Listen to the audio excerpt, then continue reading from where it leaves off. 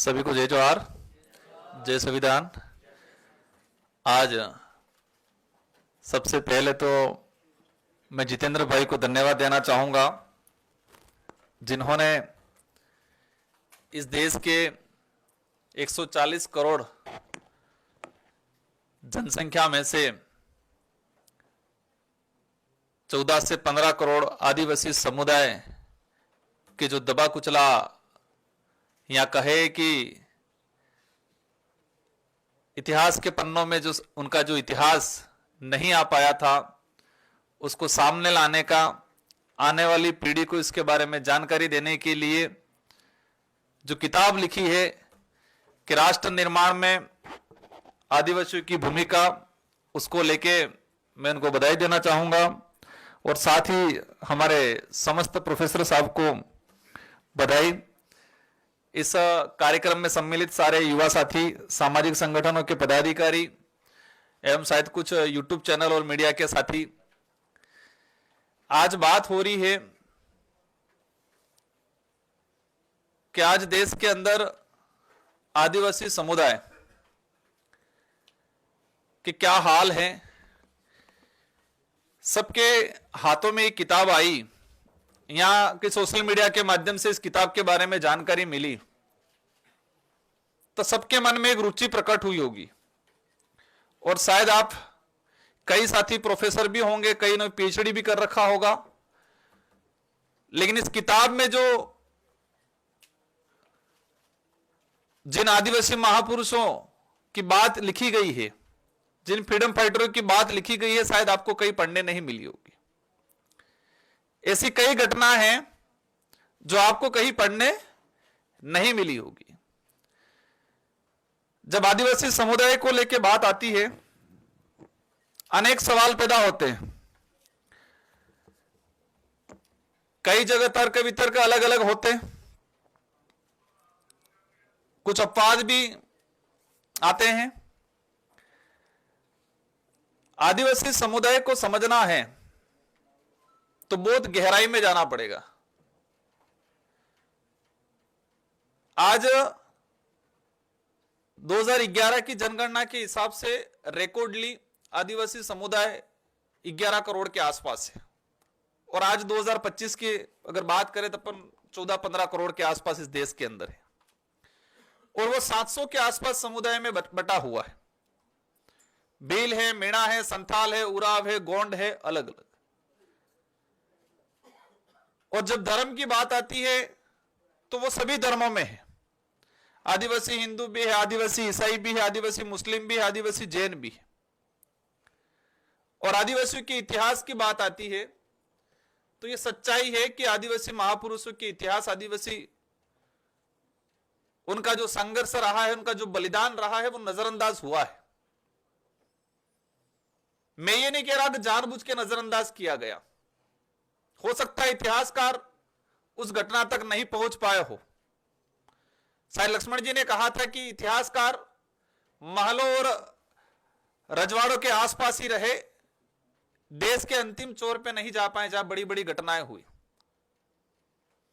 आज कालीबाई, भील कालीबाई कलासुआ का नाम शायद कई साथियों ने नहीं सुना होगा, इस किताब में है इसके उल्लेख। बिरसा मुंडा जी के बारे में हम महात्मा गांधी जी को जानते। महात्मा गांधी जी ने इस देश को आजाद कराने के लिए पूरी ताकत लगाई और एक शांति के मार्ग पे चलते हुए देश को आजाद कराया। लेकिन हम उस बात को नहीं जान रहे थे कि महात्मा गांधी जी भी बिरसा मुंडा और कान्हो नाम सुना होगा, सिंधु कान्हो, इनसे प्रेरित होके इनके अंदर एक ऊर्जा आई थी। उनका उद्देश्य था, लेकिन इनसे भी प्रेरित हुए थे। लेकिन 5 साल पहले बिरसा मुंडा जी को शायद बहुत कम लोग जानते थे। हमारे स्कूल में हमको ज्ञान कहां से मिलता है? स्कूल के पाठ्यक्रम में, कॉलेज के पाठ्यक्रम में। लेकिन स्कूल का पाठ्यक्रम उठा के हम देखते हैं तो आदिवासी महापुरुषों के बारे में बिल्कुल ना के बराबर है। मैंने कई स्टडियां की, मेरा एजुकेशन बिल्कुल ग्रामीण इलाके में रहा है, और हमारे गांव की शायद हमारी पहली पीढ़ी हमको पढ़ने का अवसर मिला, और पहली पीढ़ी में भी 10% लोग पढ़े होंगे हम। हमारे साथ में 90% बच्चे नहीं पढ़ पाए, आज भी अभी पढ़ रही है। तो हमें जहां तक लगा, हम नहीं जानते थे, मैंने कॉलेज भी किया, बिरसा मुंडा जी के बारे में कहीं पढ़ने नहीं मिला। कालीबाई कलासुआ 19 जून 1947 को उन पे गोली चलाई गई, आजादी से 2 माह पहले, आजादी से 2 माह पहले। वो गोली इसलिए चलाई गई कि रास्तापाल में शिक्षकों के द्वारा पढ़ाया जा रहा था, और वो जो स्कूल थी उससे मतलब स्कूल उस समय अस्थायी चलती थी कि 5 दिन इस गांव में चली, 5 दिन उस गांव में चली। तो वो मेरे परिवार से भी होके गुजरा था। कुछ समय मेरे गांव में, मेरे परिवार में भी हमारा जो पुराना घर था वहां चला था। तो गोली मारी गई, इसलिए मारी गई कि वो स्कूल बंद कराई जा रही थी, और पाठ्यक्रम में पढ़ाया जाता है कि अंग्रेजों ने गोली मारी। अब पढ़ा लिखा व्यक्ति तर्क करने लगा कि आजादी से 2 महीने पहले हम एक तरफ पढ़ रहे हैं कि देश का संविधान निर्माण की शायद पहली बैठक 1946 में हुई, जून जुलाई के आसपास। तो संविधान निर्माण की बैठक हो रही थी देश में, और उसके 1 साल बाद देश के अंदर अंग्रेज गोली मार रहा है। ये हम इतिहास में पढ़ रहे हैं, मतलब आजादी से 2 महीने पहले। जब यह सवाल उठा तो हमारे राजस्थान के अंदर 5वीं क्लास की कक्षा उस किताब में एक पाठ्यक्रम पढ़ाया जाता था, तो उसको हटा दिया गया। जलियांवाला बाग हत्याकांड के बारे में सब जानते होंगे, वहां पर भी शहादत हुई, लेकिन आदिवासियों का जो शहादत मानगढ़ में हुआ गोविंद गुरु के नेतृत्व में, शायद बहुत कम साथी जानते होंगे। लेकिन इस यहां पर आए तो स्वाभाविक इस बारे में पढ़ा होगा। इसको भी इतिहासकारों ने अपमानित किया। कैसे अपमानित किया? इतिहास के पन्नों में मैंने कई लेखकों की किताबों में पढ़ा है कि दूसरा जलियांवाला बाग हत्याकांड, इसको क्या कहा गया कि दूसरा जलियांवाला बाग हत्याकांड। अब ये भाषा कैसे यूज की जाती मुझे ज्यादा आइडिया नहीं, लेकिन मैं जहां तक समझा कि कोई एक बड़ी घटना हो जाती है, इसके बाद कोई घटना होती है तो उसको दूसरे का दर्जा दिया जाता है। 1913 में मानगढ़ में हत्याकांड हुआ, जलियांवाला बाग हत्याकांड 1919 में हुआ। समय काल के हिसाब से देखें तो पहला हत्याकांड कौन सा हुआ? मानगढ़ का। मानगढ़ में 1500 आदिवासी मारे गए सेम डे में। कई लोग घायल हुए, सैकड़ों लोग, बताते हैं 200-250 लोग बाद में डेथ हुई। जलियांवाला बाग हत्याकांड में कितने लोग मरे, कितने शहीद हुए? वो भी हमारे देश के लिए लड़े थे, वो भी हमारे लिए सम्मानित थे।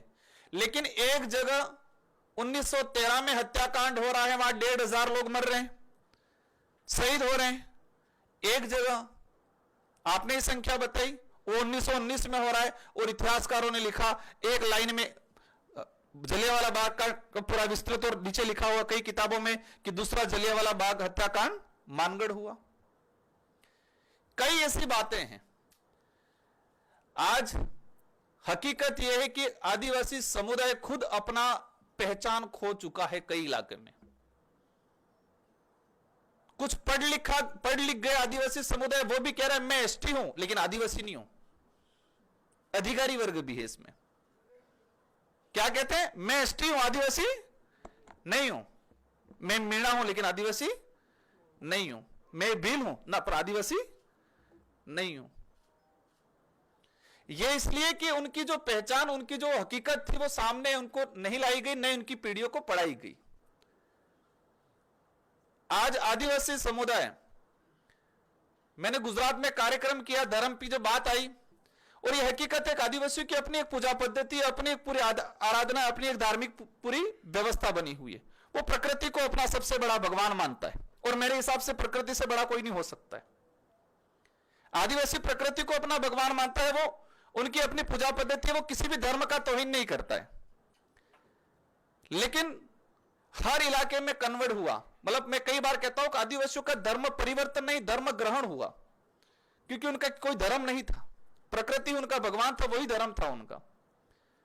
गुजरात में जैन बना हुआ आदिवासी। महाराष्ट्र के अंदर 15 लाख के आसपास आदिवासी आज मुस्लिम बन के बैठा हुआ है, ईसाई है, हिंदू है। लड़ कौन रहे? सर बता रहे थे भाई, एक आदिवासी की मतलब मृत्यु हुई, जो ईसाई बना हुआ वो अलग विधि करेगा, हिंदू बना हुआ वो अलग विधि करेगा, और तभी लड़ रहे हैं आपस में। आज हकीकत बिरसा मुंडा, सिंधु कान्हू, टाटिया भील, ये जल जंगल जमीन के लिए लड़े, पहचान के लिए लड़े, अस्तित्व के लिए लड़े, स्वाभिमान के लिए लड़े। लेकिन आज आदिवासी देश के अंदर आपस में सिर्फ धर्म के लिए लड़ रहा है, और वो कौन लड़ रहा है? आपस में ही लड़ रहा है।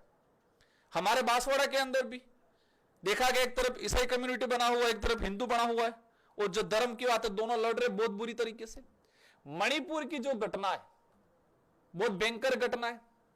मतलब धर्म के नाम से इतना जहर घोल रखा है कि भाई भाई को मार रहा है, और वो बुरी तरह से मार रहा है। और ये चीजें पूरे देश में होने वाली आने वाले समय में, अगर पढ़े लिखे युवाओं ने अपन ने सबने ध्यान नहीं दिया तो देश में बहुत भयंकर। बहन बेटियों के लिए नहीं लड़ेंगे, जमीन के लिए नहीं लड़ेंगे, अधिकारों के लिए नहीं लड़ेंगे, लेकिन धर्म का इतना जहर घोला जा रहा है हर तरफ से।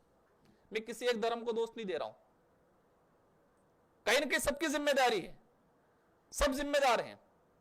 और स्थिति इतनी भयंकर बनी हुई। मैं भी कई बार पोस्ट डालता हूं सोशल मीडिया पे, कहते हैं आप तो हिंदू विरोधी हो। फिर कई बार हम कहते हैं आदिवासी ना हिंदू है ना ईसाई है, कुछ कहते हैं आप ईसाई विरोधी हो। हम किसी के विरोधी नहीं है। आदिवासियों ने अपनी पहचान, क्योंकि उनको क्या लगा कि पिछड़ा हुआ है, हमने भी गलत किया है। आदिवासी समुदाय से आने वाले पढ़े लिखे लोगों ने भी गलत किया। हम पढ़ लिख गए, हम हिंदी बोल गए, गांव का आदमी लोकल भाषा बोल रहा है तो उसको हमने अनपढ़ गवार मान लिया। मेरा यह कहना है कि आदिवासी समुदाय का ही व्यक्ति दिल्ली में पैदा हुआ, पैदा होने के बाद उसने कभी अपनी मातृभाषा नहीं सीखी, और आप कभी गांव में गए, अब गांव के 100 लोग मिलकर भीली भाषा में बात कर रहे हैं और आपको समझ में नहीं आया, तो उनकी नजर में आपके दृष्टिकोण से देखेंगे तो आप भी गवार हैं, तो गवार ही है ना। क्योंकि हमारी क्या थिंकिंग है आज कि जो गांव से आया हुआ व्यक्ति जो अपनी मातृभाषा में, गोंडी भाषा में, भीली भाषा में अगर बात कर रहा है तो हम क्या कहते हैं? ये तो गवार है। तो आप भी उस इलाके में गए और आपको वो गोंडी भाषा में बात कर रहे हैं और आपको समझ में नहीं आया, तो आप भी गवार हुए, पिछड़े हुए, वही हुआ। कोई मतलब कहे कि थर्मामीटर तो है नहीं कि कौन सी लैंग्वेज अच्छी है, कोई कितना क्वालिटी वाली क्या है, तो अपनी भी भाषा है। आदिवासियों जैसे कि आज जल जंगल जमीन बुलडोजर चला रहे हैं, आज अवैध खनन हो रहा है, लेकिन मुझे जहां तक लगता है कि जमीन पे तो अवैध खनन हुआ, बोली पे भी हुआ, उनकी बोली भाषा पे भी अवैध खनन हुआ, इनके हिस्ट्री पे भी हुआ, इनके कल्चर पे भी हुआ। आदिवासियों की अनेक संस्कृतियां उन पे कलम चढ़ा है। फिल्म इंडस्ट्री वाले बड़ी बड़ी आदिवासी समुदाय से जुड़ी हुई स्टोरियों पे फिल्म बना लेते, और वास्तविक जो व्यक्ति है जिससे जुड़ी हुई फिल्म उसको पता ही नहीं है कई जगह। तो बहुत सारी चीजें हैं, बातें। हमारे पूर्व वक्ता जो प्रोफेसर साहब हैं उनका शब्द चयन शानदार था, बहुत अच्छी बातें बोली। मेरा एक ही कहना है कि हमारा सोच बदलनी पड़ेगी। हम जो अपने आप को अच्छा कपड़ा पहन लिया और अच्छी थोड़ी इंग्लिश बोल गए, आज मैं देखता हूं हिंदू राष्ट्र बनाएंगे, बात होती है, हिंदी के लिए लड़ाई होती है, मराठी के लिए लड़ाई होती है, और जो ये बात करने वाले इनके कितने बच्चों को ढंग से हिंदी आती है, क्योंकि विदेश में पढ़ रहे हैं, इंग्लिश ही बोलते हैं सब। आज हम ग्रामीण इलाके से गोंडी भाषा, भीली भाषा बोलने वाले से कतरा, मतलब उसको दूर रखते हैं, तो आपसे वो इंग्लिश बोलने वाले आपको कहेंगे ये तो। अगर देश का निर्माण करना है, प्रोफेसर साहब कह रहे थे कि हमें सबको मिलके, और ये सच में हो रहा है, और इसलिए हो रहा है कि आदिवासी समुदाय का इतिहास को कहीं न कहीं साइड में रखा गया इतिहासकारों ने। तो आज गर्व से आदिवासी समुदाय का, और यह बात देखा मैंने कि हमारा पढ़ा लिखा आदिवासी समुदाय किसी भी वर्ग, जो 5000 साल पुरानी एक एक बात पता है, 5000 साल पुरानी। लक्ष्मण जी घायल हुए तो कौन सी जड़ी बूटी कौन से पहाड़ पे लेने का सबको पता है। सम्मान करते रामायण का भी हम, कोई दिक्कत नहीं है। कितने साल पुरानी रामायण है? 5-6 साल पुरानी होगी। लेकिन 500 साल पुराना हमारे मीणा भाई या भिल भाई को अपना इतिहास पता नहीं है क्या? आज हमारा जो इलाका भिल प्रदेश, जो टेरिटरी इलाका, आज भिल प्रदेश की हम लोग बात करते हैं, सबसे पूरे देश के अंदर सबसे सघन क्षेत्र में रहने ट्राइब जो रहा है वो यही अरावली और विंध्याचल की पहाड़ियों में रहा है। माही नदी, नर्मदा नदी की घाटियों में ही यही रहा है। और उस इलाके को 4 भागों में बांटा गया आजादी के बाद। और वही मानगढ़ हत्याकांड जो मैं बता रहा हूं, 1500 आदिवासी उस समय भिल राज की बात को, अलग राज्य की बात को लेकर 1913 में लड़े थे और 1500 लोग मरे थे। 4 राज्यों में बांट गया। लैंग्वेज खत्म हो गई, भिली लैंग्वेज। पूरे देश के अंदर सबसे बड़ा समूह है भिल, इसके बाद गोंड का। और गोंड और भिलों में थोड़ा यह विवाद चलता है कि गोंड की संख्या ज्यादा है, भिलों की संख्या ज्यादा है। लेकिन ये मानते कि सबसे बड़ा दोनों कॉमन है। और आज बिखर गया सारा, राज्यों में बढ़ गया, धर्म में बढ़ गया, बोली भाषा में बढ़ गया, जाति में बढ़ गया। और यही नहीं, धर्म नहीं, आदिवासी एसटी में है, आदिवासी ओबीसी में, आदिवासी जनरल में भी है। अंडमान निकोबार गया, गोंड समुदाय के लोग 2.5 लाख के आसपास है, गोंड संथाल सब जनरल में आ रहे हैं। हर इलाके के अंदर आज मुझे यूपी से मिले, गोंड समुदाय ओबीसी में आ रहा है। मेरा भील भाई रोद गोत्र का गुजरात में जाएंगे, कई जगह जनरल में जा रहा है। कटारा हमारी गोत्र के साथी गुजरात में जाएंगे, कोई रावत में जा रहा है, कोई ओबीसी में जा रहा है। इतना बिखराव हुआ जिसकी कोई सीमा नहीं है। उसका एक ही रीजन है कि आदिवासियों का अपना खुद का नेतृत्व करने वाला भाई कोई नहीं मिला। यह सच है कि आप भी किसी गांव का प्रतिनिधित्व करते हो तो पहले आपके गांव का करोगे, ना कि दूसरे गांव का। और यही चीज हुआ है। संविधान निर्माण की बात करें, आज आधुनिक भारत की बात करें, और अंतिम समय में यह चीज कहना चाहूंगा कि कई लोगों को लगता है कि आदिवासी के अंदर यह तो टकराव पैदा होगा। टकराव कभी पैदा नहीं होगा, क्योंकि आदिवासियों के अंदर हम कहते हैं कि अतिथि देवो भव जो संबोधन दे रखा है, जो इंडिया की पहचान बताते हैं अतिथि देवो भव, तो वो आज भी आदिवासी समुदाय के अंदर जिंदा है। उसका 2 मिनट में बात करके समाप्त करना चाहूंगा। चिट्ठी शायद मेरे पास आ गई है, शायद इसका टाइम ओवर हो रहा होगा। आज आप शहर में जाओगे, शहर में दरवाजा खटकाओगे तो वो पूछेगा कि आप कौन हो, कहां से आए हो, ये पूछेगा।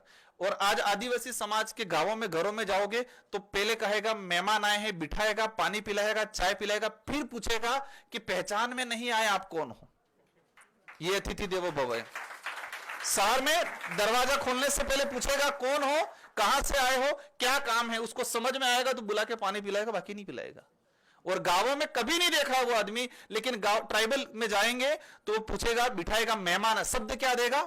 मेहमान आया है, पामना आप जाए, बिठाएगा, पानी पिलाएगा, चाय पिलाएगा, फिर पूछेगा कि पामने मतलब लोकल लैंग्वेज पूछेगा, आप पहचान में नहीं आए थोड़े बहुत, आप बताओ, शर्मिंदा होके पूछेगा। ये अतिथि देवो भव है।